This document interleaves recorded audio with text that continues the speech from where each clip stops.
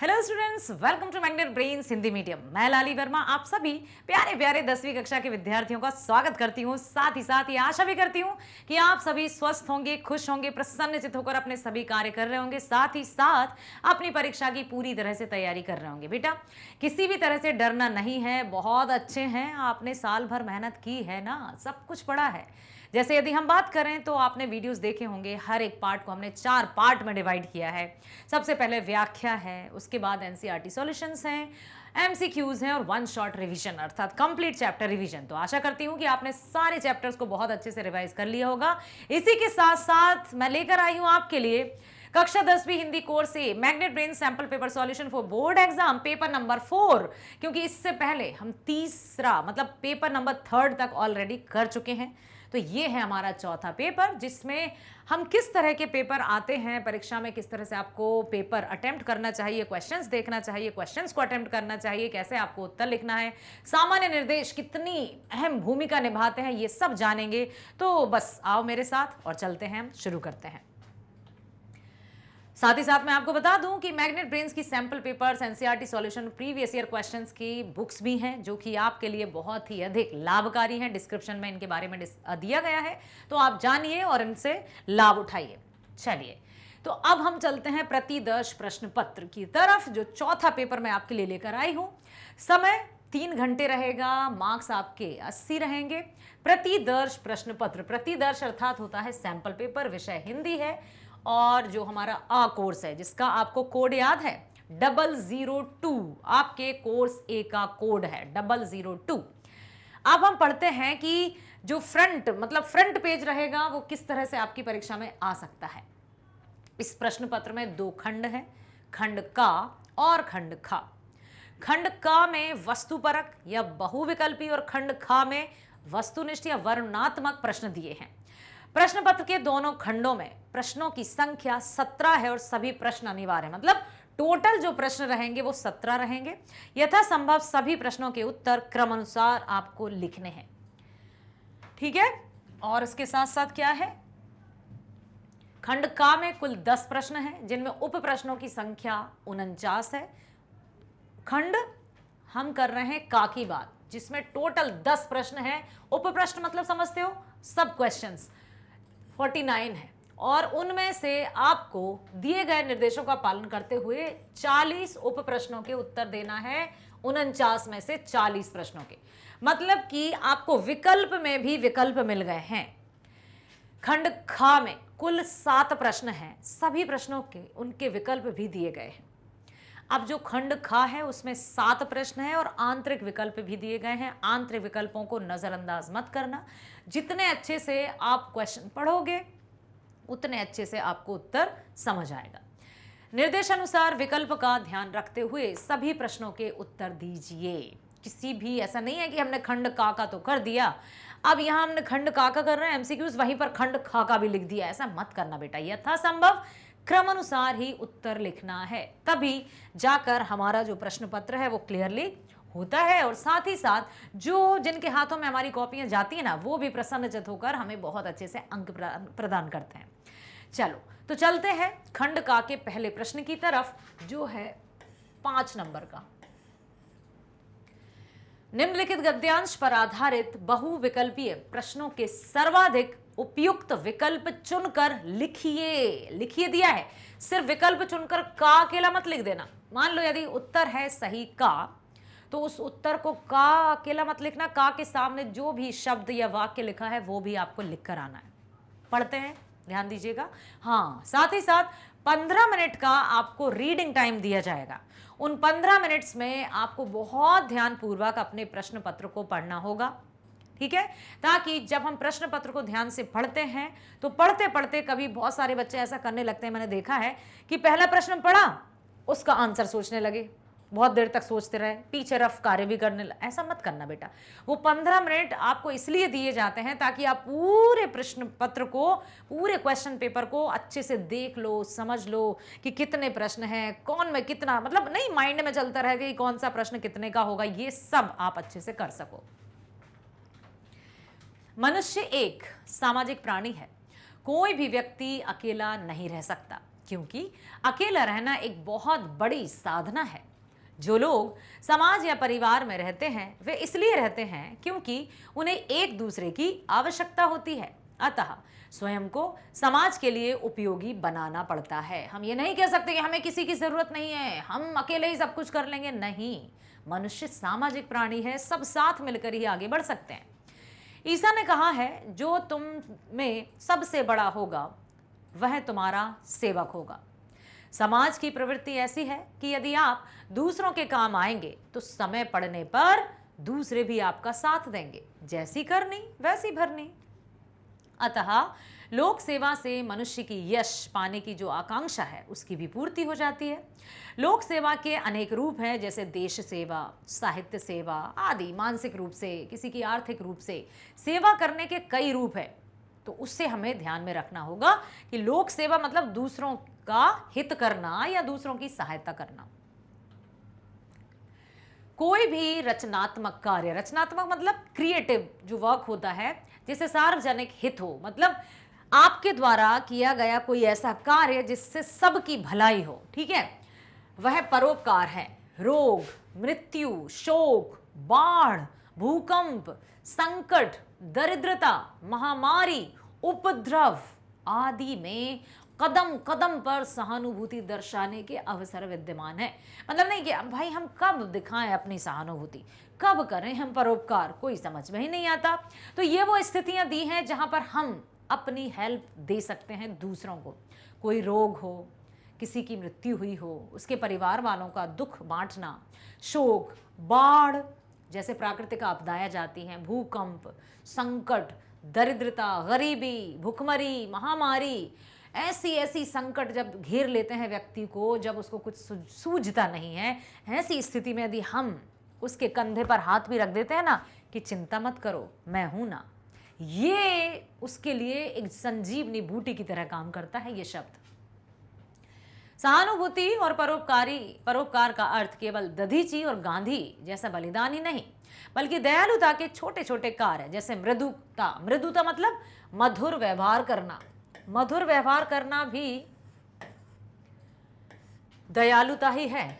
बहुत से जो व्यक्ति रहते हैं वो अपने व्यवहार में इतनी कटुता लाते हैं कि सुनने में ऐसा लगता है यार ये तो बोले ही ना बस। और कुछ लोग, अरे भाई उनके बोलते ही तो मानो शहद टपक रही हो, इतना मीठा बोलते हैं कि बस फूल झड़ रहे हो। तो मधुर व्यवहार भी एक तरह से बहुत ही अच्छा परोपकार का कार्य है।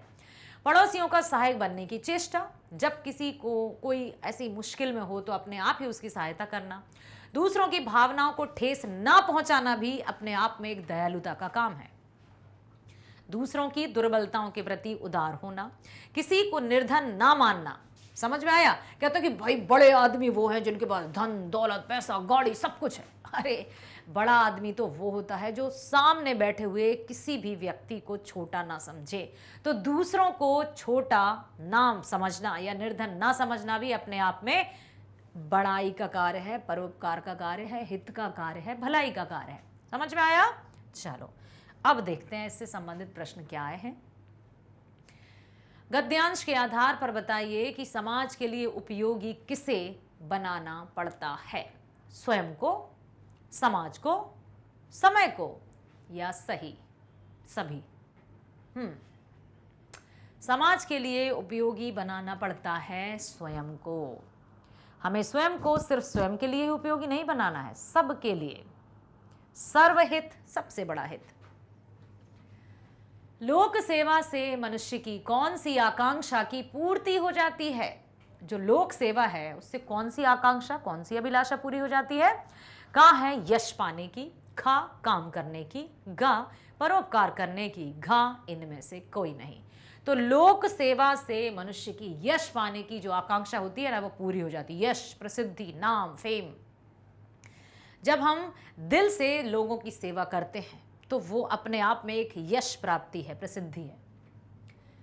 गद्यांश के आधार पर लोक सेवा के कौन कौन से रूप हैं? गद्यांश में हमने लोक सेवा के कौन कौन से रूप देखे? देश सेवा, साहित्य सेवा, का और खा दोनों, या दरिद्रता। तो यहां पर तीसरा वाला आंसर सही होना चाहिए। देश सेवा भी और साहित्य सेवा भी अपने आप में लोक सेवा ही है। प्रस्तुत गद्यांश का उपयुक्त शीर्षक कौन सा होना चाहिए? सहानुभूति और परोपकार, निर्धनता और उपकार, लोक सेवा और साहित्य सेवा, इनमें से कोई नहीं। तो ये होगा सहानुभूति और परोपकार ही सबसे अच्छा शीर्षक होगा। 5वां प्रश्न, 5 नंबर हमारी मुट्ठी में। गद्यांश के आधार पर सहानुभूति से जुड़े परोपकार के क्या लक्षण हैं? दयालुता के छोटे छोटे कार्य, मृदुता का व्यवहार, पड़ोसियों का सहायक बनने की चेष्टा, और ये सभी, बिल्कुल ये सभी हैं जो परोपकार के लक्षण हैं। तो अब तो हमारे 5 नंबर हो गए पक्के। ठीक है, पढ़ते हैं हम निम्नलिखित 2 पद्यांशों में से किसी एक पर आधारित बहुविकल्पीय प्रश्नों के सर्वाधिक उपयुक्त वाले उत्तर चुनकर लिखिए। आपको परीक्षा में 2 काव्यांश दिए जाएंगे और दोनों में से किसी एक का आपको उत्तर लिखना है। तो जब रीडिंग टाइम आपका चल रहा होगा उसमें पहले ही आप अच्छे से देख लेना कि किस काव्यांश के उत्तर आप दे सकते हैं, उसी को आप अटेम्प्ट कीजिएगा। यहां पर हम दोनों को बताते हैं। थूके मुझ पर त्रैलोक्य भले ही थूके, मतलब मेरी निंदा करे, मेरी उपेक्षा करे तो करे, जो कोई जो कहे कहे, क्यों चूके, जिसको जो कहना है कहता रहे, वो भला क्यों चूक जाए। छीने ना मात्र पंदम किंतु भरत का मुझसे, रे राम दुहाई करूं और क्या तुझसे, कहते आते थे यही अभी नरदेही, माता न कुमाता पुत्र कुपुत्र भले ही, अब कहें सभी है हाय विरुद्ध विधाता, है पुत्र पुत्र ही रहे कुमाता माता, बस मैंने इसका बाह मात्र ही देखा, दृढ़ हृदय ने देखा मृदुल गात्र ही देखा, परमार्थ ने देखा पूर्ण स्वार्थ ही साधा, इस कारण ही तो हाय आज यह बाधा, युग युग तक चलती रहे कठोर कहानी, रघुकुल में भी थी एक अभागिन रानी, निज जन्म जन्म में सुने जीव यह मेरा, धिक्कार उसे था महास्वार्थ ने घेरा, 100 बार धन्य भय एक लाल की माई, जिस जननी ने है जना भरत सा भाई, पागल सी प्रभु के साथ सभा चिल्लाई, 100 बार धन्य भय एक लाल की माई। एक तरफ माता जो कैकेयी है उनकी निंदा हो रही है, वहीं दूसरी तरफ भरत जैसे पुत्र को जिसने जन्म दिया उस माता को सब नमन कर रहे हैं, सब उसकी जय जयकार कर रहे हैं। बात है तब की जब श्री राम को 14 वर्ष का वनवास दिया गया था और किस तरह से भरत श्री राम के पास जाते हैं और रो रो कर उनकी स्थिति ऐसी खराब हो जाती है, बिलक बिलक कर कहते हैं कि भैया आप ही सिंहासन पर विराजित होंगे, मैं तो कभी स्वप्न में भी नहीं सोच सकता, आप मुझे कैसे दुखी करके जा सकते हैं।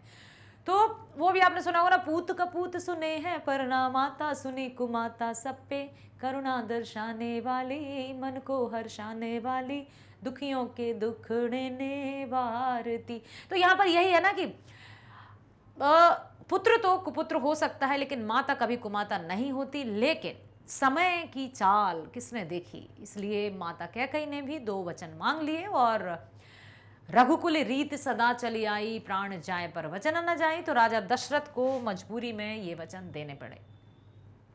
प्रस्तुत काव्यांश में अपने भावों की अभिव्यक्ति कौन कर रहा है? का भरत, खा राम, गा कौशल्या या घा कैकेयी। तो यहाँ पर कैकेयी ही अपने भाव को व्यक्त कर रही हैं, अपने मन के भाव को, कि क्या हुआ मुझसे, ये मैंने क्या किया। वो नियति थी, वो विधि का विधान था, क्योंकि एक से दूसरे की प्रसंग की मतलब जो था वो तार जुड़ा हुआ था और मेरे हाथों ही ऐसा क्यों, मैं क्यों इतनी अभागिन हो गई। काव्यांश के आधार पर बताइए कि कैकेयी के कारण माता पुत्र से संबंधित कौन सी उक्ति उल्टी हो गई। हमने हमेशा सुना है कि पूत कपूत सुने हैं पर ना माता सुनी कुमाता, लेकिन यह कैकेयी और भरत के प्रसंग में तो पूरी बात ही उल्टी हो गई, माता कुमाता हो गई, पुत्र सुपुत्र रहा। पुत्र पुत्र ही रहता है, माँ कुमाता होती है। पुत्र कुपुत्र हो सकता है लेकिन माता कुमाता नहीं। पुत्र व माता दोनों कुमाता व कुपुत्र हो सकते हैं, इनमें से कोई नहीं। तो काव्यांश के आधार पर बताना है कि पुत्र से संबंध कौन सी उक्ति उल्टी हो गई। पुत्र कुपुत्र हो सकता है लेकिन माता कुमाता नहीं। मतलब पूत कपूत सुने हैं पर ना माता सुनी कुमाता। प्रस्तुत काव्यांश का मूल विषय किससे संबंधित है? राम के वन आगमन पर कैकेयी की प्रसन्नता से, कैकई के पश्चाताप से, भरत के राज तिलक से या राम के वन आगमन से? ये है कैकई के पश्चाताप से। वो रो रही हैं, बिलख रही हैं कि मुझसे ही ये क्या पाप हुआ, मेरे हाथों ही ये क्या हुआ, मैंने वो कौन सी घड़ी थी जब मैंने राजा दशरथ से ये वरदान मांग लिए, मैंने अपने प्रिय राम को कैसे वन जाने दिया। बिलख रही हैं बेचारी, पश्चाताप के आंसू पिए जा रही हैं। रघुकुल में भी थी एक अभागिन रानी। पंक्ति में अभागिन रानी किसे कहा गया है? कौशल्या को, सुमित्रा को, कैकई को, इनमें से कोई नहीं। तो कैकई को कहा गया है अभागिन रानी। 5वां प्रश्न आ गया है, प्रभु राम के साथ मिलकर पूरी सभा ने रानी के साथ कैसा व्यवहार किया? निंदा का, प्रशंसा का, पागल कहा या धन्यवाद दिया? प्रभु राम के साथ सभी प्रजा ने माता कैकई को धन्यवाद दिया कि धन्य हो मां, जिसने भरत सा पुत्र दिया, जिसने भरत जैसे पुत्र को जन्म दिया, आप तो धन्य हो। यह है प्रभु राम की लीला कि वो किसी को भी दुखी नहीं देख सकते थे, किसी को भी कटु वचन नहीं कहते थे। 5 नंबर और हो गए हमारे पक्के। अब हम चलते हैं, जो अथवा में दिया है उसको भी पढ़ते हैं। इंद्र देवता कोटर में तोते से आकर यूं बोले। इंद्र देवता कोटर में आकर तोते से यूं बोले, सब पक्षी उड़ गए यहां से, तुमने पंख क्यों ना खोले? हाँ, तुमने पंख क्यों नहीं खोले? रहने लायक हरे वृक्ष देखो हैं कितने इस वन में, सूख गया वट वृक्ष गिरेगा, सोच रहे हो क्या मन में? क्यों नहीं गए भाई तुम? सारे पक्षी चले गए हैं और तुम यहीं हो। कोटर मतलब छोटा सा जो इस तरह का, मान लो ये वृक्ष है, इस तरह का नहीं बन जाता है पेड़ों में अंदर जो पक्षी वक्षी कुछ रहने लगते हैं। सूख गया वट वृक्ष गिरेगा, सोच रहे हो। अब जैसे मान लो ये वट का वृक्ष है बड़ा सा, इसमें खतरनाक वृक्ष बना है और वृक्ष की तो ऐसी जटाएं भी लहरी रहती हैं, तो वहीं पर एक तोता रहता था। अब वो कहीं नहीं गया। तोता बोला, इंद्रदेव मैंने कोटर में जन्म लिया। अब वो अपने कोटर की बात बता रहा है जो उसका घर है। वट के फल खाए इसने रक्षा की, सम्मान दिया। मैंने इसके फल खाए, यहीं पर जन्मा, इसने मुझे बड़ा किया, पाला पोसा, सम्मान दिया। सुख संपत्ति के साथ ही विपदा आए करें किनारा। और जब अब की विपदा आ गई है तो मैं इसको छोड़कर कैसे जा सकता हूं? मैं नहीं जा सकता। देवराज अब स्वयं बताओ क्या कर्तव्य हमारा? आप ही स्वयं बताइए, आप तो देवताओं के राजा हैं, कि हमारा कर्तव्य क्या होना चाहिए? इंद्र हुए खुश, बोले प्रिय, जो मांगो वह वरदान मिले। तोता बोला, देव कृपा से हरा भरा यह ठूंठ खिले। इंद्रदेव ने कहा, तुम तो बहुत समझदार हो, बोलो तुम्हें क्या वरदान चाहिए? तो तोते ने क्या कहा, ये जो सूख गया है ठूंठ, इसको फिर से हरा भरा कर दो। तथास्तु कहकर देवज फिर दिए न कहीं दिखाई, हरा भरा वट वृक्ष हुआ फिर हरियाली लौट आई। तथास्तु ऐसे कहकर इंद्रदेव वहां से चले गए। वृक्ष जो था, चलो हरा भरा कर देते हैं अपन, पूरी तरह से हरा भरा हो गया और बहुत ही सुंदर सा फूल पत्ते और जो भी था वो दिखाई देने लगे। सब तरफ हरियाली लौट आई। जननी जन्मभूमि की खातिर कितना मन बलिदानी, मन प्राणों में जगी रहे तोते की है अमर कहानी। तो हम सब के प्राणों में और सबकी आत्मा में ये जरूर बसा होना चाहिए कि जिसने हमारा हमेशा साथ दिया है, जिसने हमें पाल पोस कर बड़ा किया है, माता पिता, उनको क्या हम बुढ़ापे में छोड़कर चले जाएंगे? नहीं, उनका भी हम उतना क्या, उतने से ज्यादा ख्याल हमें रखना चाहिए, क्योंकि उन्होंने हमें जन्म दिया, पालन पोषण किया, संस्कार दिए, और हम बुढ़ापा आते ही उनका तिरस्कार कर देते हैं। ये कौन सी बात है? तो इस कविता में बहुत कुछ छुपा हुआ है। चलो, तोता कहाँ रहता था? कोटर में, हरे भरे वृक्ष में, वट वृक्ष में या जंगल में?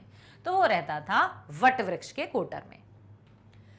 काव्यांश के आधार पर बताइए कि वट वृक्ष के सभी पक्षी क्यों उड़ गए? क्योंकि वट वृक्ष सूख गया था, क्योंकि वट वृक्ष टूट गया था, क्योंकि वट वृक्ष हरा भरा था, या इनमें से कोई नहीं? क्योंकि वट वृक्ष सूख गया था। तोते ने देवराज इंद्र से क्या वरदान मांगा? वट वृक्ष की हरियाली, कि फिर से ये हरा भरा हो जाए। और वो हो गया। प्रस्तुत काव्यांश में तोता किसका प्रतीक है? सुविधा भोगी मनुष्य का, देशभक्त मनुष्य का, सभी पक्षियों का, या ये सभी? तो वो है देशभक्त, मातृभक्त, पितृभक्त, जननी भक्त मनुष्य का। ठीक है। 5वां प्रश्न, प्रस्तुत काव्यांश में कवि ने तोते के माध्यम से क्या संदेश देना चाहा है कि जन्मभूमि के प्रति आत्मसमर्पण का, वृक्ष के प्रति आत्मसमर्पण का, हरियाली की लालसा का, या इनमें से कोई नहीं तो जन्मभूमि के प्रति आत्मसमर्पण। 5 और नंबर, मतलब हमारे गद्य खंड और काव्य खंड के 10 नंबर हमारे हो गए हैं। अब हम चलते हैं प्रश्न तीसरे पर, जो कि आ गया है व्यवहारिक व्याकरण, रचना के आधार पर वाक्य भेद, पद परिचय, है ना, और क्या है हमारा, रचना के आधार पर वाक्य भेद है, पद परिचय है, वाच्य परिवर्तन है और अलंकार है। निर्देश अनुसार रचना के आधार पर वाक्य भेद पर आधारित 5 बहुविकल्पीय प्रश्नों में से किन्हीं 4 के उत्तर हमें लिखना है। तो जो 5 विकल्प दिए जाएंगे उनमें से जो 4 एकदम आपको 100% सही लग रहे हैं उन्हीं को आप करके आना, कंफ्यूज मत होना, ठीक है। ऐसा व्यवहार ना करो कि हमें आपको रोकना पड़े। वाक्य का प्रकार, सरल वाक्य, मिश्र वाक्य, संयुक्त वाक्य या ये सभी वाक्य। ऐसा व्यवहार ना करो कि हमें आपको रोकना पड़े। अब मिश्र वाक्य क्यों है वो भी मैं बता देती हूं। मिश्र वाक्य इसलिए है, एक मिनट भाई, क्योंकि ये एक दूसरे पर डिपेंडेंट है। ऐसा व्यवहार ना करो। अब एक अपने आप में स्वतंत्र वाक्य नहीं है ना कि हमें आपको रोकना पड़े, मतलब ये एक दूसरे पर निर्भर जहां रहते हैं तो वो मिश्र वाक्य कहलाते हैं। मैंने एक बहुत गोरे व्यक्ति को देखा, मिश्र वाक्य में परिवर्तित कीजिए। तो मैंने एक ऐसा व्यक्ति देखा जो बहुत गोरा था, पहला ही होगा भाई, हाँ पहला ही है, क्योंकि यहां तो द्वारा लग गया, ये भी नहीं, यही है। मैंने एक ऐसा व्यक्ति देखा जो गोरा था।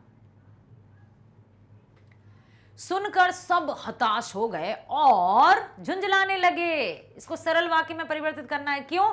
क्योंकि ये तो है अभी संयुक्त वाक्य। अब सरल वाक्य में सुनकर सब हताश हो गए और झुंझला, जैसे ही सबने सुना वैसे ही नहीं, ये नहीं होगा क्योंकि ये तो डिपेंडेंसी बताई है, ये तो हो जाएगा मिश्र, ये नहीं होगा। सुनते ही सभी हताश होकर झुंझलाने लगे, जब सुनते हैं तो यही होगा सही, क्योंकि हमें सरल वाक्य बताना है। निम्नलिखित वाक्यों में से संयुक्त वाक्य छांटना है, और एवं तथा, किंतु, परंतु, लेकिन। तो शहर में बाढ़ आई और तबाही मच गई। जैसे ही बाढ़ आई वैसे तबाही मच गई। जब बाढ़ आती है तो और यहां है तो यही होगा। जब 2 वाक्यों के बीच में और एवं तथा किंतु आते हैं तो संयुक्त वाक्य होता है। माँ ने कहा कि शाम को जल्दी घर आ जाना। रेखांकित उपवाक्य का उपभेद बताइए। माँ ने कहा कि शाम को जल्दी घर आ जाना, कि शाम को जल्दी घर आ जाना आश्रित उपवाक्य है, ठीक है। हो गए 5। अब चलते हैं व्याकरण के दूसरे प्रश्न, मतलब चौथे प्रश्न पर। निर्देशानुसार वाच्य पर आधारित 5 बहुविकल्पीय प्रश्नों में से किन्हीं 4 के उत्तर देना है। वह दिन में कार्य नहीं करता, कर्म वाच्य में परिवर्तन करना है। अब आपको पता है ना, एक बार और बता दूं, जो कर्तृवाच्य रहता है उसमें सकर्मक और अकर्मक क्रियाएं होती हैं।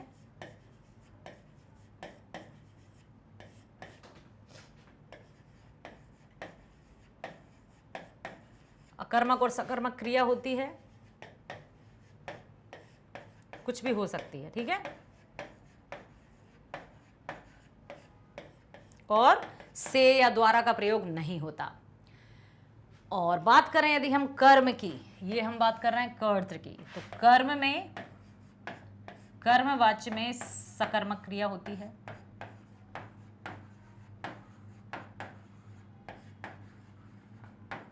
सकर्मक क्रिया और द्वारा का प्रयोग मोस्टली होता है। वहीं यदि भाववाच्य की हम बात करें तो अकर्मक क्रिया होती है और से का मोस्टली प्रयोग होता है। अब देखो, ये दिया है कि वह दिन में कार्य नहीं कर सकता, कर्मवाच्य, तो हमें द्वारा लगाना होगा। उसके द्वारा दिन में कार्य नहीं किया जा सकता, तो यही होगा कर्मवाच्य, बिल्कुल यही होगा, ज्यादा हमें घूमने ढूंढने की जरूरत नहीं है। राधा के द्वारा बच्चों को भोजन दिया गया, द्वारा है तो ये कर्म में है। अब हमें कर्त में करना है, इसमें द्वारा मोरा नहीं होगा। राधा ने बच्चों को भोजन दिया, सिंपल आ जाएगा। कर्त ने मतलब कर्ता ने, कर्ता के साथ ने लगता है ना, निम्नलिखित वाक्यों में भाववाच्य कौन सा है? उसके द्वारा चुपचाप नहीं बैठा जाता, उससे चुपचाप नहीं बैठा जाता, वह चुपचाप नहीं बैठ पाएगा, इनमें से कोई नहीं। तो उसके द्वारा चुपचाप नहीं बैठा जाता या उससे चुपचाप नहीं बैठा जाता? उससे, क्योंकि से लगता है ना। मैंने खाना खाया, कर्मवाच्य में परिवर्तित कीजिए, मेरे द्वारा खाना खाया गया। बहुत सिंपल है। निम्नलिखित वाक्यों में कर्मवाच्य वाला वाक्य नहीं है, मतलब 3 कर्मवाच्य हैं और एक कोई सा नहीं है। पान वाले द्वारा साफ, कर्मवाच्य कविता द्वारा, कविता संगीत द्वारा, संगीत बिहारी ने श्रृंगार परक दोहे लिखे, यही है जो कि कर्मवाच्य नहीं है। अब हम पहुंच गए हैं 5वें प्रश्न पर, जो कि 4 नंबर का ही है। निर्देश अनुसार पद परिचय हमें देना है। पद परिचय मतलब पदों के व्याकरणिक परिचय हमें देना है, जिसमें संज्ञा, सर्वनाम, क्रिया, विशेषण सब कुछ बताना है। हम देश पर सर्वस्व न्यौछावर करने को तैयार हो जाते हैं। अकर्मक क्रिया पुल्लिंग बहुवचन कर्तृवाच्य, तैयार हो जाते हैं। सकर्मक पुल्लिंग बहुवचन कर्तृवाच्य, द्विकर्मक क्रिया सकर्मक। अब यहां पर आपको ये देखना है, देखो कर्त पुल्लिंग और ये सब तो है, सिर्फ यहां पर देखना है कि अकर्मक है, सकर्मक है, द्विकर्मक है या सकर्मक क्रिया है। अच्छा, 2 ऑप्शंस एक से दिए हैं, पहला और चौथा। तो जो दूसरा है सकर्मक क्रिया है, अकर्मक तो है नहीं, बहुवचन है और कर्तृवाच्य है। ठीक है। रजनी मधुर गीत गाती है। मधुर गुणवाचक विशेषण, स्त्रीलिंग, एक वचन विशेष गीत है। गुणवाचक विशेषण पुल्लिंग ये है नहीं, सार्वनामिक विशेषण नहीं है, सार्वनामिक विशेषण ये भी नहीं है, तो ये होगा पहला। हाँ, क्यों बेटा, कैसे किया हमने? देखो पुल्लिंग को तो हमें कट करना होगा, सर्वनाम यहां है नहीं क्योंकि ये तो संज्ञा है, इसलिए हमने ये वाला सही किया। जो नहीं है हम वो देख लेंगे, तो हम सही है वो दिख जाएगा। निरंतर कार्य करने से ही सफलता मिलती है। कालवाचक क्रिया विशेषण कर्म कारक मिलती है क्रिया का विशेषण। क्रिया विशेषण कर्ता कारक है, कर्ता ने, कर्म से, कर्ता कारक मिलती। कालवाचक क्रिया विशेषण कर्ता कारक सफल क्रिया का विशेषण। अब यहां पर है कालवाचक क्रिया विशेषण कर्ता कारक, हमने देखा था ना, निरंतर कार्य करने से ही सफलता मिलती है। वह नित्य ऑफिस जाता है। कब जाता है? नित्य जाता है। तो कालवाचक, स्थानवाचक, कालवाचक क्रिया स्त्रीलिंग है नहीं, तो यहां पर भी आपको दिख जाएगा कि जो नहीं है उनको आप, स्थान नहीं है ना, इसको कट कर दो क्योंकि स्थान नहीं है, स्त्रीलिंग नहीं है, नहीं है, उपरोक्त सब नहीं है क्योंकि ये 2 तो थे नहीं, तो बचा कौन सा? यही, तो ये वाला सही हो गया।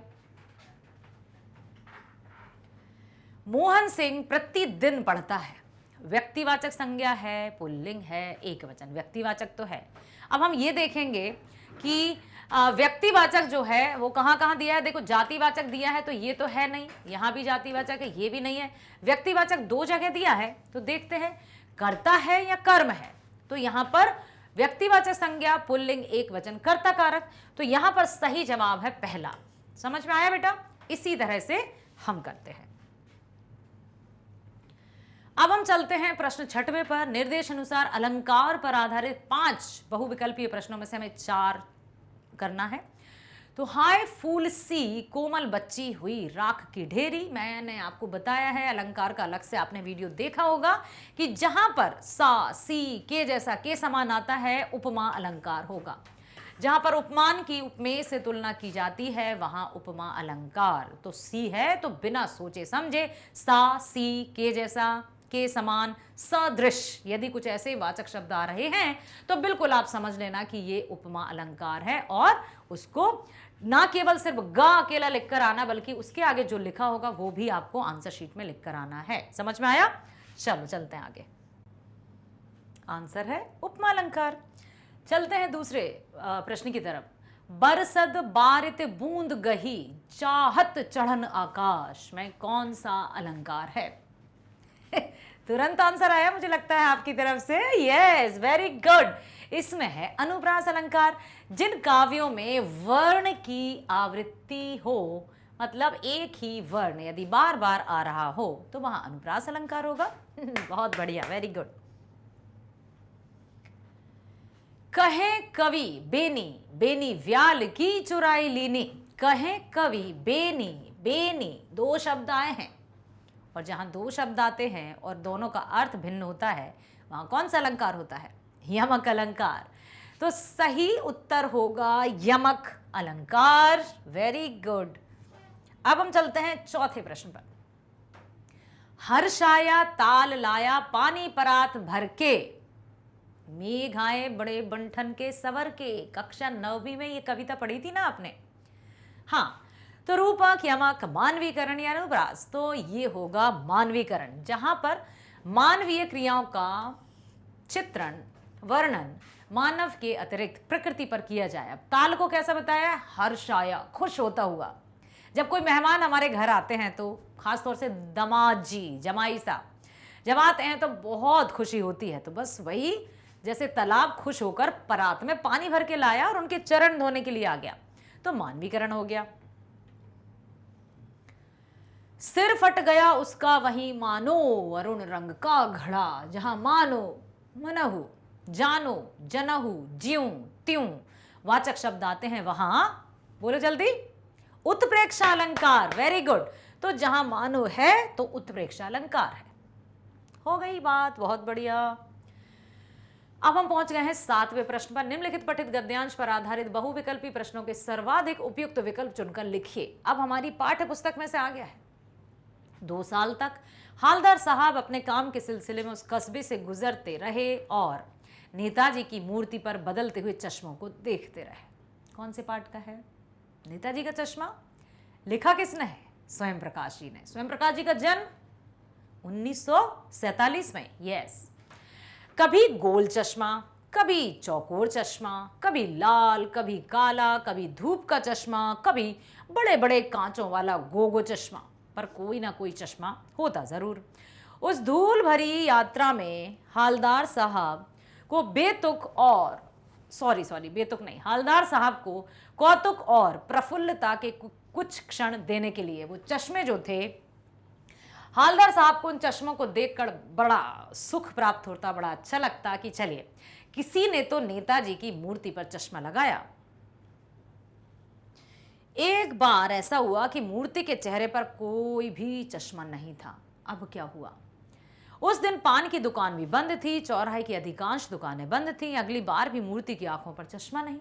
हालदार साहब तो बड़े सोच में पड़ गए होंगे। देखते हैं।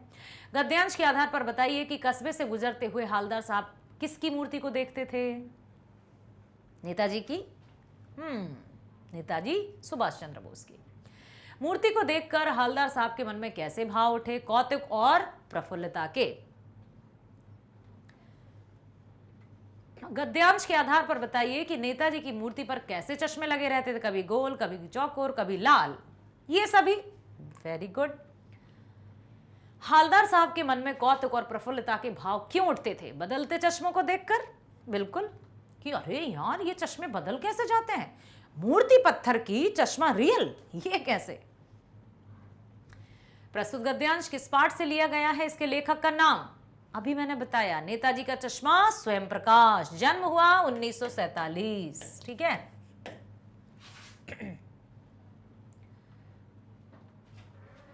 8वां प्रश्न है, गद्य पाठों के आधार पर निम्नलिखित 2 बहुविकल्पीय प्रश्नों के सर्वाधिक उपयुक्त विकल्प चुनकर लिखिए। बाल गोविंद भगत पाठ के आधार पर बताइए कि श्राद्ध की अवधि पूरी होने पर भगत ने पतोहू को क्या आदेश दिया? दूसरा विवाह करने का, उनकी सेवा करने का, सामाजिक सेवा करने का, या इनमें से कोई नहीं? तो आदेश दिया पुनर्विवाह अर्थात दूसरा विवाह। यदि इसके स्थान पर यह भी लिखा रहेगा ना, तब भी आप उसको सही करके आना। पुनर्विवाह, ठीक है, ऐसा भी लिखा सकता है। पुनर्विवाह मतलब दूसरा विवाह। नेताजी का चश्मा पाठ के आधार पर बताइए कि लेखक ने मूर्ति के बनने में होने वाली देरी के लिए किस पर कटाक्ष किया, किस पर व्यंग्य किया? शासन व्यवस्था पर, कैप्टन पर, पान वाले पर, या इनमें से कोई नहीं? तो लेखक ने किया है शासन व्यवस्था पर करारा व्यंग। चलते हैं 9वें प्रश्न पर। निम्नलिखित पठित पद्यांश पर आधारित बहुविकल्पी प्रश्नों के सर्वाधिक उपयुक्त विकल्प चुनकर लिखना है। बादल गरजो, घेर घेर घोर गगन धारा धरो, ललित ललित काले घुंघराले, बाल कल्पना से कैसे पाले, विद्युत छवि नूतन कविता फिर भर दो, विद्युत छवि उर्मे कवि नवजीवन वाले, वज्र छिपा नूतन कविता फिर भर दो। कवि बादलों से क्या आग्रह करते हैं? बरसने का, छाए रहने का, कड़कड़ाने का, या ये फिर सभी? तो बरसने का। कवि के अनुसार बादलों के भीतर क्या छिपा है? बिजली की कड़क, पानी, रहस्य या काली घटा। वज्र छिपा नूतन कविता फिर भर दो, बिजली। कवि ने बादलों को किसके समान सुंदर बताया है? केशों के समान, आसमान के समान, वर्षा के अन्य कोई क्या है? बादल गरजो, ललित ललित काले घुंघराले, बाल कल्पना के से पाले। ललित ललित काले घुंघराले, केश मतलब होते हैं बाल, और जो बाल कल्पना के से लिखा है ना, वो बच्चों की कल्पना के समान मिटते हैं और बनते रहते हैं। जैसे बच्चों की कल्पनाएं हैं ना, देखो सुनो, एक पंक्ति है ललित ललित काले घुंघराले, इसका मतलब है कि केश बालों के समान है, बादल काले काले मंडरा रहे हैं, इस तरह से नहीं होते, ऐसे ऐसे ऐसे ऐसे बादलों को जब भी हम देखते हैं तो ये घुंघराले बालों की तरह हो। दूसरा है बाल कल्पना के से पाले, कभी वो सफेद सफेद पाले मतलब रुई, कॉटन, एकदम सॉफ्ट, जिस तरह से छोटे बच्चों की कल्पनाएं या जो भी बदलती रहती, कभी ये चाहिए कभी वो चाहिए, इस तरह से। ठीक है, तो यहां पर प्रस्तुत काव्यांश के आधार पर बताइए कि कवि निराला ने बादलों की तुलना किससे की है? बाल कल्पना से, वर्षा से, सृष्टि से, या फिर ये सभी? तो बादलों की तुलना किससे की है? बाल कल्पना के से पाले। तुलना मतलब जहां पर सासी हमने उपमालंकार पढ़ा था ना। कवि के अनुसार नूतन कविता कैसी होनी चाहिए? नूतन कविता, नई कविता कैसी होनी चाहिए? संपूर्ण संसार में जोश भर देने वाली, संपूर्ण संसार को नीरवता भरने वाली, या संपूर्ण संसार का अंत करने वाली। तो नई कविता होनी चाहिए संपूर्ण संसार में जोश भरने वाली। यस। अब हम आ गए हैं 10वें प्रश्न पर। पद्य पाठों के आधार पर निम्नलिखित 2 बहुविकल्पीय प्रश्नों में सर्वाधिक उपयुक्त चुनकर लिखना है। हाथों के स्पर्श की महिमा पंक्ति में निहित भाव है। कौन सी है ये पंक्ति? फसल। वाह यार, वेरी गुड बच्चे। हाथों के स्पर्श मात्र से ही फसल निर्मित होती है। किसानों के हाथों का पसीना फसल उत्पादन के लिए आवश्यक है। फसल सामूहिक परिश्रम का फल है। सभी कथन सत्य है। तो यहां पर होगा फसल सामूहिक परिश्रम का फल है। किसानों के हाथों की स्पर्श, मिट्टी का गुणधर्म, सूरज की रोशनी, सिमटा हुआ संकोच, हवा की थिरकन का सब कुछ चाहिए। पद के आधार पर बताइए कि गोपियों ने कृष्ण भक्ति का महत्व बताने के लिए किन प्रतीकों का प्रयोग किया है? प्रेम नदी, गुड़, हारिल की लकड़ी और ये सभी। तो ये सभी तो बताया था गोपियों ने। किसको? उद्धव को। अगला है गद्य पाठों के आधार पर आ गए हैं हम वर्णात्मक प्रश्नों की तरफ। सब्जेक्टिव टाइप प्रश्न आ गए बेटा। ठीक है, अब सब्जेक्टिव टाइप जो प्रश्न हैं उनमें हमें देखना यह है कि कैसे हम अच्छे से आंसर लिखेंगे। सब्जेक्टिव टाइप में 11वां प्रश्न आ गया है। नवाब साहब खीरे खाने की तैयारी और इस्तेमाल से थक कर लेट गए। इस पंक्ति में निहित व्यंग्य स्पष्ट कीजिए कि क्या कोई खीरे काटने से, उनको धोया जो भी है उससे थक जाता है और बिना खाए ही डकार आ जाती है। क्या व्यंग करना चाहते हैं यशपाल जी? यशपाल जी ने लिखा है। तो नवाब साहब खीरे खाने की तैयारी और इस्तेमाल से थक कर लेट गए। क्या व्यंग है इस पंक्ति में? क्या लिखोगे? हाँ, कि यहां पर लेखक ने नवाब साहब पर व्यंग किया है कि नवाब साहब ने पूरे जोर शोर से खीरे धोए, फिर उनके सिरों को काटा, गोंदा, फिर आराम से करीने से उन्हें फाकों को सजाया, जीरा मिला, नमक बुरका, सब कुछ झूठी शान में आकर फाकों को मात्र सूंघ कर खिड़की से बाहर भी फेंक दिया। इन सब वास्तविक शारीरिक श्रम और काल्पनिक स्वाद लेने के बाद नवाब साहब मानसिक रूप से संतुष्ट दिखाई देने की कोशिश करने लगे। दिखावा कर रहे थे, हम सबको पता ही है कि वो वास्तव में नहीं कह रहे थे। लेखिका मन्नू भंडारी के मन में राष्ट्रीय भावना जगाने में पिता की क्या भूमिका थी? 100 उदाहरण से स्पष्ट कीजिए। अब हमें पता है कि लेखिका का अपने पिता के साथ जो वैचारिक टकराहट थी वो बचपन से ही थी। पिताजी शक्की स्वभाव के हो गए थे क्योंकि उन्हें अपनों ने ही धोखा दिया था। माँ अत्यंत सीधी सादी थी। 5 भाई बहन थे। लेकिन हाँ, पिताजी ने कभी भी अपनी बेटियों को गृहस्थी के कार्य में नहीं झोंका कि वो हमेशा जो रसोई घर है उसको भटियार खाना कहते थे, जिससे और वो क्या कहते थे, आओ हमारे साथ बैठो, ये जो बहसें होती हैं, संगोष्ठियां होती थी, उनमें बैठने के लिए भी कहा। तो लेखिका मन्नू भंडारी के मन में राष्ट्रीयता की भावना जगाने में उनके पिता की मुख्य भूमिका रही। उनके घर में आए दिन विभिन्न राजनीतिक पार्टियों के जमावड़े और बहसें होती थी, मीटिंग्स होती थी, गोष्ठियां होती थी, सेमिनार्स होते थे। जब लेखिका चाय पानी या नाश्ता देने आती तो उनके पिताजी उन्हें वहीं बैठने को कहते। वे चाहते कि लेखिका वहां बैठकर सुने, जाने कि देश में चारों तरफ क्या चल रहा है। उस समय देश में नित्य नई घटनाएं घट रही थी। इस प्रकार लेखिका ने घर पर रहकर ही देश के राजनीतिक परिदृश्य को समझने का प्रयास कर दिया। उदाहरण सिद्ध कीजिए कि बिस्मिल्लाह खां रियाजी व स्वादी दोनों थे। उस्ताद बिस्मिल्लाह खां 80 बरस की सुर साधना के बाद ही खुदा से हमेशा यही दुआ मांगते कि हे खुदा, मुझे सच्चा सुर देना। साथ ही साथ कुलसुम हलवा इनकी कचौड़ी, देशी घी में तली हुई कचौड़ियां भी खाते थे। बिस्मिल्लाह खां रियाजी और स्वादी दोनों थे। रोज बालाजी मंदिर में रियाज करते थे। रियाज मतलब अभ्यास करते थे।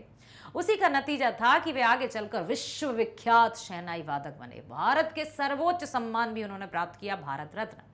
हाँ साहब, जब फिल्म देखने जाते तो कुलसुम की देसी घी वाली दुकान की संगीतमय कचौड़ियां खाना कभी नहीं भूलते थे। कचौड़ियों को तलने की आवाज में उन्हें सारे आरोह अवरोह दिखाई देते थे। उन्हें मलाई, बर्फ और जलेबी खाना भी बहुत पसंद था। तो वे रियाजी भी थे और स्वादी भी थे। मानव की जो योग्यता उसे आत्मविनाश के साधनों का आविष्कार कराती है, हम उसे उसकी संस्कृति कहें या असंस्कृति, तो हम उसे असंस्कृति कहेंगे, क्योंकि संस्कृति तो विकास कराती है, सबका कल्याण कराती है। मानव हमेशा से ही अपनी सुरक्षा के लिए चिंतित रहा है, इसलिए उसने मानव हित और आत्महित की दृष्टि से अनेकों आविष्कार किए।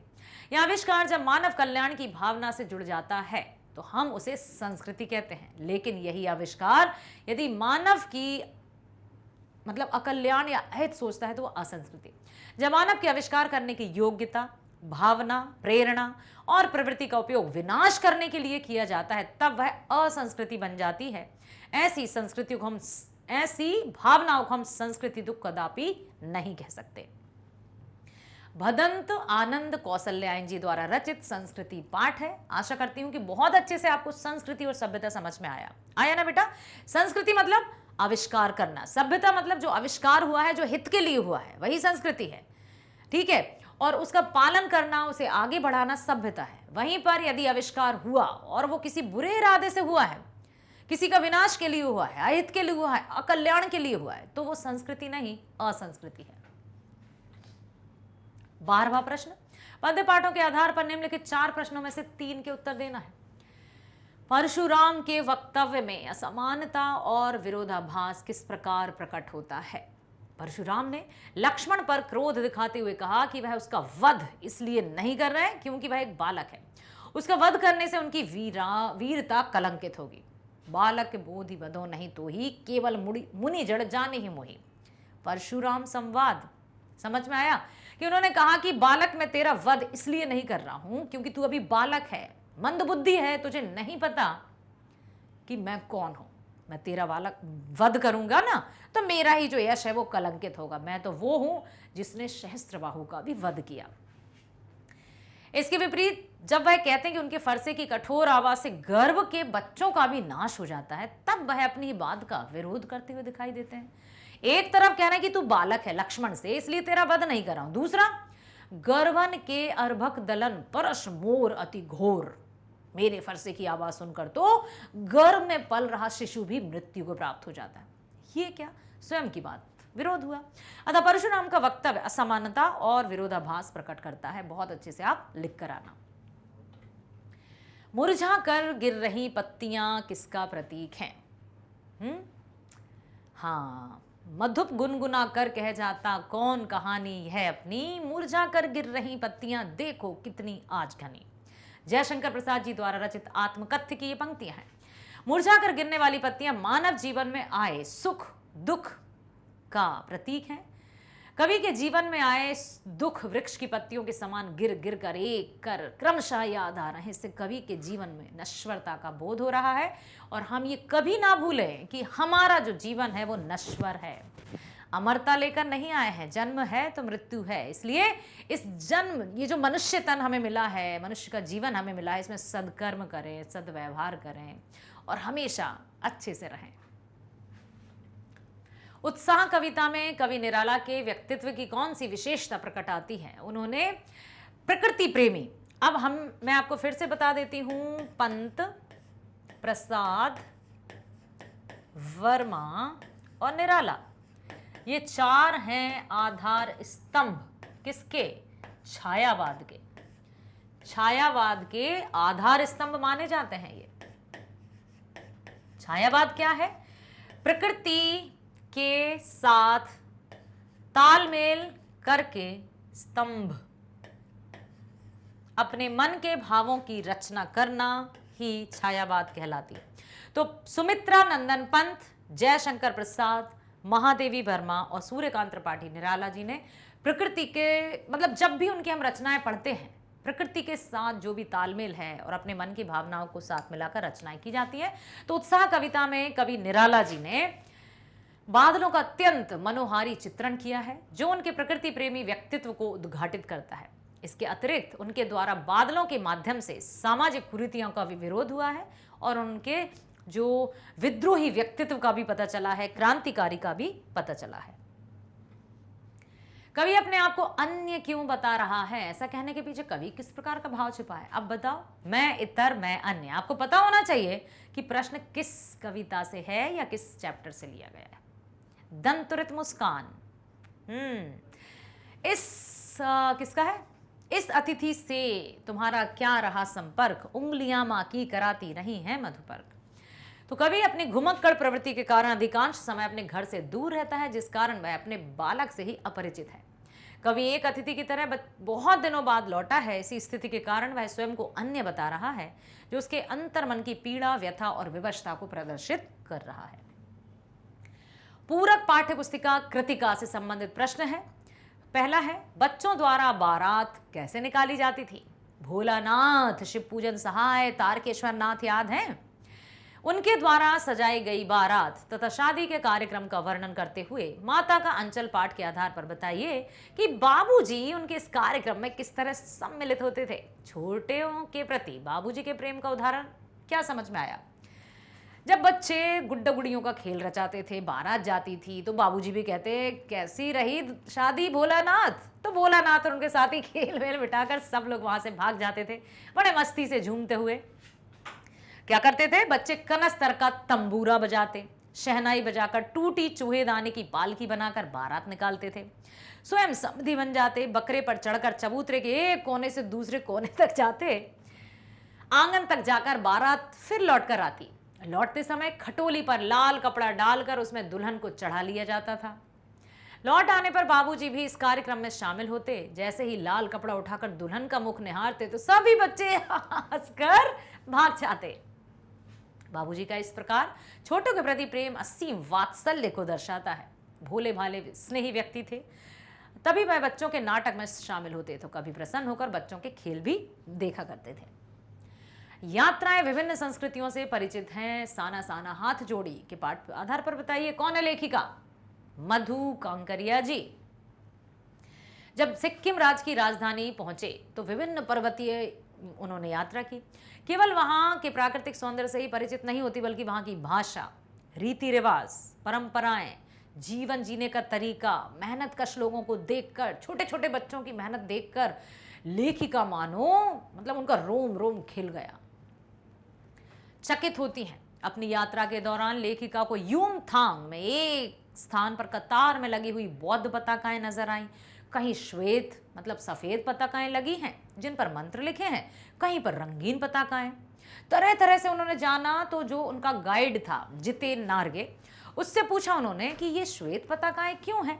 तो जितेन ने बताया कि मैडम जब किसी बुद्धिस्ट की मृत्यु हो जाती है तो शहर से दूर किसी ऐसे स्थान पर, ऊंचे स्थान पर श्वेत पताकाएं फहराई जाती हैं उनकी आत्मा की शांति के लिए।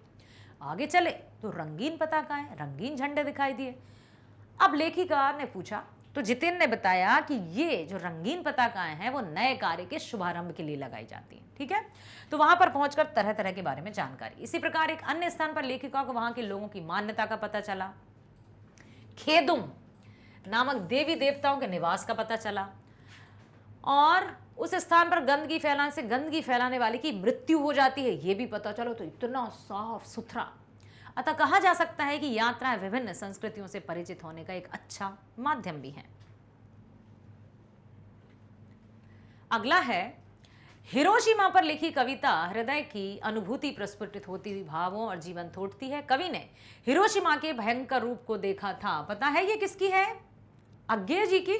सच्चिदानंद हीरानंद वात्स्यन अज्ञे द्वारा रचित मैं क्यों लिखता हूं, ठीक है, जिसमें उन्होंने हिरोशिमा की घटना का वर्णन किया है। जब पत्थर पर मनुष्य की काली छाया दिखी तो अपने हृदय से अणु बम के विस्फोट का जो प्रतिरूप था त्रासदी बनकर उन्हें भी कपा गया।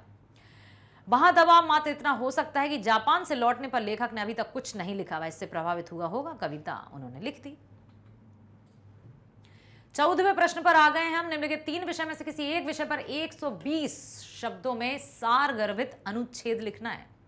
ठीक है, तो 3 आपको टॉपिक आएंगे आपके सामने। 3 में से आपको एक टॉपिक पर बहुत ही अच्छे से संकेत बिंदुओं के आधार पर लिखना है अनुच्छेद। संकेत बिंदु क्या होते हैं? बहुत से बच्चे अभी भी पूछते हैं, अरे बेटा संकेत बिंदु मतलब जो पॉइंट्स दिए हैं ना, सब पॉइंट्स, उनका पालन करते हुए, उनको फॉलो करते हुए हमें अपने अनुच्छेद अर्थात आर्टिकल को पूर्ण करना है। समझ आया? जैसे है लोकतंत्र और चुनाव। सबसे है लोकतंत्र से तात्पर्य क्या है, चुनाव का महत्व क्या है, सही प्रतिनिधि के चुनाव से लोकतंत्र की रक्षा कैसे होगी, इन सब बिंदुओं को हमें देखना है। लोकतंत्र से तात्पर्य है जनता का तंत्र, यानी जनता के शासन। लोकतंत्र एक ऐसी शासन प्रणाली है जिसमें प्रत्यक्ष या अप्रत्यक्ष रूप से जनता ही शासन करती है। जब जनता अप्रत्यक्ष रूप से शासन करती है तो वह चुनाव के माध्यम से अपने प्रतिनिधि को भी चुनती है, जो जनता के नाम पर जनता के लिए शासन करती है। पढ़ा है ना? एक निश्चित अंतराल पर चुनाव का निरंतर संपन्न होना आवश्यक है ताकि जनता अपने प्रतिनिधि के कार्यों का समय समय पर मूल्यांकन कर सके। क्योंकि जनता के प्रतिनिधि ही सामान्यतः शासन करते हैं, अतः उन्हें निरंकुश बनने से रोकने के लिए समय समय पर चुनाव होने की आवश्यकता है। जनता सही प्रतिनिधि का चुनाव करके लोकतंत्र के निर्माण की रक्षा करती है। लोकतंत्र में वास्तविक संप्रभुता लोगों यानी जनता के पास ही होती है। सत्ता जनता जिसे चाहे अपना प्रतिनिधि चुन सकती है, लेकिन जब प्रतिनिधि उस सत्ता पर बैठ जाता है, उस सीट पर बैठ जाता है, आज की बात करें तो वहां पर सीट प्राप्त करते या कुर्सी प्राप्त करते ही उसके तो रवैया चेंज हो जाता है, बदल जाता है, सब भूल जाता है वो। लेकिन हाँ, ऐसे सभी नहीं होते हैं। जनसामान्य के लिए आवश्यक है कि वह निष्पक्ष होकर लोकतंत्र की कसौटी पर खरा उतरने वाले लोगों का ही अपने प्रतिनिधि के रूप में चयन करे कि जो उनकी बातों को समझे, केवल बेहतर शासन प्रबंध में सक्षम हो, बल्कि लोकतंत्र को सुदृढ़ करने में भी अपना महत्वपूर्ण योगदान दे सके। क्योंकि सही प्रतिनिधि के चुनाव से ही लोकतंत्र की रक्षा संभव है, अन्यथा सब कुछ गोलमाल है, सब गोलमाल हो जाता है। अब आया है कंप्यूटर आज की जरूरत। आप तो बड़े माहिर हैं, आप तो टेक्नो फ्रेंडली हैं भाई, बहुत अच्छे से लिख सकते हैं। तो ये तीनों बिंदुओं को लिख कर आइएगा। और एक बात मैं बता दूं कि जो अनुच्छेद आप लिखोगे, यदि जो भी टॉपिक पर आप लिख रहे हो, यदि उस टॉपिक से संबंधित कोई दोहा याद हो, है ना, कोई पंक्ति याद हो, कोई कहावत, कोई सुविचार, तो उससे भी आप प्रारंभ कर सकते हैं प्रस्तावना को, इंट्रोडक्शन को। हाँ, कंप्यूटर वास्तव में विज्ञान द्वारा विकसित एक ऐसा यंत्र है जो कुछ ही क्षणों में लाखों करोड़ों की गणनाएं कर सकता है। कंप्यूटर ने मानव जीवन को बहुत सरल बना दिया। कंप्यूटर द्वारा रेलवे टिकटों की बुकिंग बहुत आसान और समय बचाने वाली हो गई। यानी घंटों लाइन में लगना पड़ता था, सुबह से शाम हो जाती थी। आज किसी भी बीमारी की जांच करने, स्वास्थ्य का पूरा परीक्षण करने, रक्तचाप समझते हो, ब्लड प्रेशर एवं हृदय गति आदि मापने में, दिल की जो धड़कन है, हार्ट बीट्स, हृदय गति कहते हैं उसको, कंप्यूटर का प्रयोग होता है। रक्षा क्षेत्र में प्रयुक्त उपकरण जैसे कंप्यूटर का बेहतर प्रयोग उन्हें और भी उपयोगी बना रहा है। आज हवाई यात्रा में सुरक्षा का मामला हो या फिर कोई यान उड़ाने की प्रक्रिया, कंप्यूटर के कारण सभी जटिल कार्य सरल हो गए हैं, सुगम हो गए हैं। संगीत हो या फिल्म, कंप्यूटर की मदद से इनकी गुणवत्ता को सुधारने में बहुत मदद मिली है। कंप्यूटर से कुछ हानियां भी हैं। कंप्यूटर पर आश्रित होकर मनुष्य आलसी प्रवृत्ति का बनता जा रहा है। कंप्यूटर के कारण बच्चे आजकल के घर बाहर खेलने में कोई रुचि नहीं लेते, इस पर गेम खेलते रहते हैं। तो कहते हैं ना कि जो हमें बहुत सुविधा देती है ना, उसके कुछ ना कुछ तो हानियां भी रहती हैं, बशर्ते कि ये करता है हमारी मानसिकता पर डिपेंड या निर्भर कि हम किसी भी वस्तु का किस तरह से उपयोग करें। इस कारण बच्चों का शारीरिक विकास ठीक से नहीं हो पाता। कंप्यूटर आज की जीवन की आवश्यकता बन गया है। इसका सही ढंग से प्रयोग कर हम अपने जीवन को बहुत अच्छे से प्रगति की ओर ले जा सकते हैं। तीसरा है ग्लोबल वार्मिंग। आपको पता ही होगा कि जनसंख्या वृद्धि ने टेम्परेचर को इतना बढ़ा दिया है, प्रदूषण इतना हो रहा है कि जो हमारा है ना पूरा वायुमंडल और जो ओजोन लेयर है उसमें छिद्र हो गए हैं, होल्स हो गए हैं, जिससे अल्ट्रावायलेट रेज डायरेक्ट हमारे आ रही हैं और वो खतरनाक होती हैं। ग्लोबल वार्मिंग क्या है, कैसे होती है, इसके दुष्परिणाम, बचाव या उपसंहार क्या है? वैश्विक तापमान यानी ग्लोबल वार्मिंग आज विश्व की सबसे बड़ी समस्या बन चुकी है। इससे न केवल मनुष्य बल्कि पृथ्वी पर रहने वाला प्रत्येक प्राणी त्रस्त है। ग्लोबल वार्मिंग का अर्थ है संपूर्ण पृथ्वी के तापमान में वृद्धि होना। ग्लोबल वार्मिंग ग्लोबली हमारी पृथ्वी पर वायुमंडल की एक परत है जो विभिन्न गैसों से मिलकर बनी है, जिसे ओजोन परत कहते हैं। ये ओजोन परत सूर्य से आने वाली पराबैंगनी हिंदी में कहते हैं, अल्ट्रावायलेट अंग्रेजी में, अन्य हानिकारक किरणों को पृथ्वी पर आने से रोकती है। लेकिन मानवीय क्रियाओं द्वारा ओजोन लेयर में छिद्र हो गए हैं। सूर्य की हानिकारक किरणें पृथ्वी के वातावरण में डायरेक्ट प्रवेश कर रही हैं। परिणाम स्वरूप पृथ्वी के तापमान में लगातार वृद्धि हो रही है। ग्लोबल वार्मिंग के कारण कई समुद्री, पृथ्वी पर रहने वाले जीव जंतुओं की प्रजातियों के अस्तित्व को खतरा पहुंच गया है। साथ ही मनुष्यों को भी स्वास्थ्य संबंधी समस्याओं का सामना करना पड़ रहा है। यदि समय रहते ग्लोबल वार्मिंग को रोकने के उपाय नहीं किए गए तो हमारी पृथ्वी जीवन के योग्य नहीं रह जाएगी। इसे रोकने के लिए हमें प्रदूषण को कम करना होगा, साथ ही कार्बन डाइऑक्साइड सहित अन्य गैसों के उत्सर्जन में कमी तथा वृक्षारोपण को बढ़ावा देना होगा, जिससे प्रकृति में पर्यावरण संबंधी संतुलन बना रहे। आ गए हैं 15वें प्रश्न पर। यातायात के नियमों का उल्लंघन करने वाले विरुद्ध कड़ी कार्रवाई करते हुए अन्य सुझाव देते हुए यातायात पुलिस आयुक्त को पत्र लिखना है, लगभग 80 से 100 शब्दों में। अब बताओ ये औपचारिक है या अनौपचारिक? औपचारिक पत्र, ऑफिशियल लेटर, जो हम बहुत ही फॉर्मेलिटी के साथ लिखते हैं किसी अधिकारी को, ऑफिस से रिलेटेड। अनौपचारिक जो हम अपने मित्र को या फैमिली मेंबर्स को लिखते हैं। तो यहां पर किसको लिख रहे हैं? यातायात पुलिस, मतलब ये औपचारिक है। औपचारिक पत्र में विषय कंपलसरीली लिखा जाता है। यातायात पुलिस आयुक्त दरियागंज, दिल्ली। दिनांक, विषय यातायात के नियमों का उल्लंघन करने वालों के विरुद्ध कार्यवाही हेतु। 5 नंबर, महोदय, इस पत्र के माध्यम से मैं आपका ध्यान यातायात के नियमों का उल्लंघन करने वालों की ओर आकृष्ट कराना चाहता हूं। आपको इतना याद रखना है कि जो पृष्ठ होगा, कोशिश कीजिएगा कि नए पृष्ठ से ही आपको पत्र शुरू करना ही है। नए पृष्ठ से ही, नए पेज से ही पत्र को शुरू करें। लेफ्ट हैंड साइड से ही आपका, देखो ये लिखा है ना, यहां पर सब कुछ यहीं पर आएगा। इस पत्र के माध्यम से आपका ध्यान यातायात के नियमों का उल्लंघन करने वालों की ओर आकृष्ट कराना चाहता हूं। वाहन चालक यातायात के नियमों का खुला उल्लंघन करते हैं। सड़क पर प्रायः ट्रैफिक बत्तियों की व्यवस्था तो है, परंतु जल्दी और तीव्र गति से वाहन चलाने वाले लोग ट्रैफिक के नियमों का पालन नहीं करते। उन्हें रोकने टोकने वाला कोई नहीं। इस कारण आए दिन सड़क दुर्घटनाएं होती रहती हैं। इस संबंध में मैं 2 सुझाव देना चाहता हूं ताकि यातायात के नियमों का उल्लंघन रोका जा सके। पहला, प्रातः 8 से 12 बजे तक, 5 से 8 बजे तक सभी व्यस्त चौराहों पर यातायात पुलिस के सिपाही रहें और नियमों का उल्लंघन करने वालों का चालान करें। दूसरा, चलते हुए वाहन में ड्राइवर द्वारा मोबाइल से बात करने पर तुरंत चालान कर दें। ऐसा 1 से अधिक बार होने पर चालक का जो ड्राइविंग लाइसेंस है वो जब्त कर लिया जाए। अतः आपसे अनुरोध है कि यातायात के नियमों का उल्लंघन करने वालों के विरुद्ध कड़ी कार्रवाई की जाए ताकि दुर्घटनाओं को कम किया जा सके। धन्यवाद, भवदीय काकागा। या फिर एक अनौपचारिक भी आ गया है, अपने छोटे भाई बहन से एक आवासीय विद्यालय में 1 मास पूर्व प्रवेश लिया है, उसे अपने मित्रों के चुनाव में सावधानी बरतने के लिए समझाते हुए पत्र लिखना है।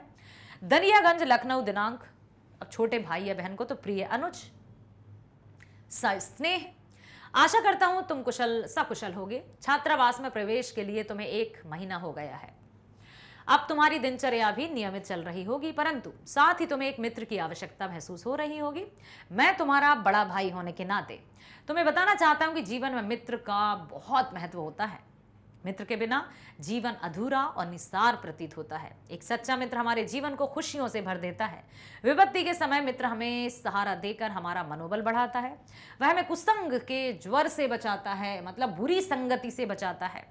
मित्र का इतना अधिक महत्व होने के कारण ही उसे चुनाव में सावधानी बरतनी चाहिए।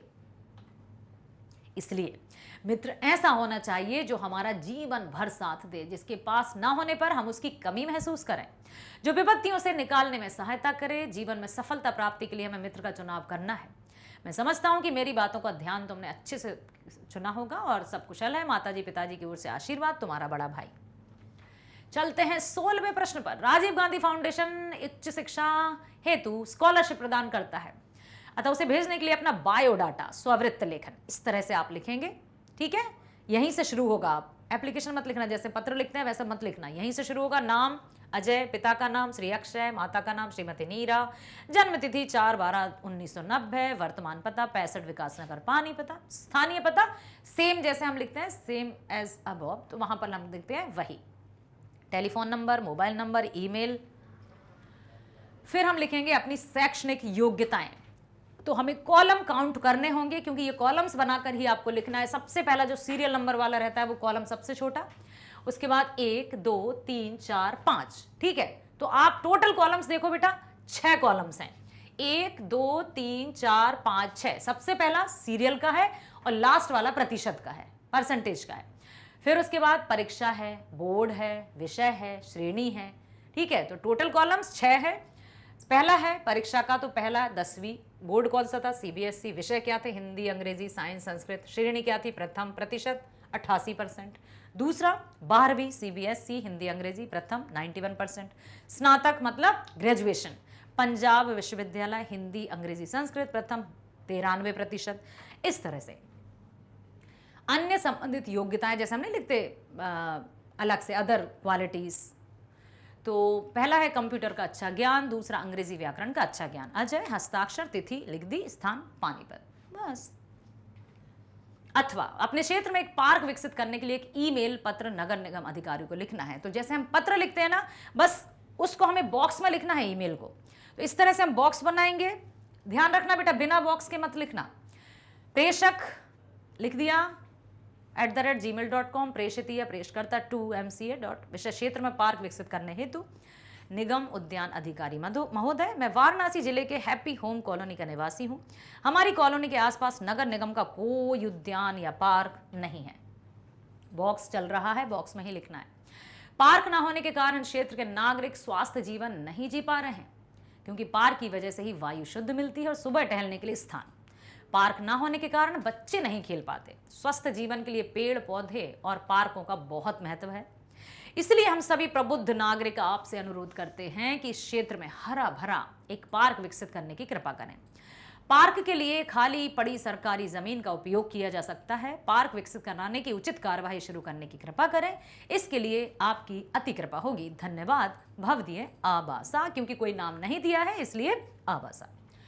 पहुंच गए हैं हम अपने अंतिम प्रश्न पर, विज्ञापन लेखन।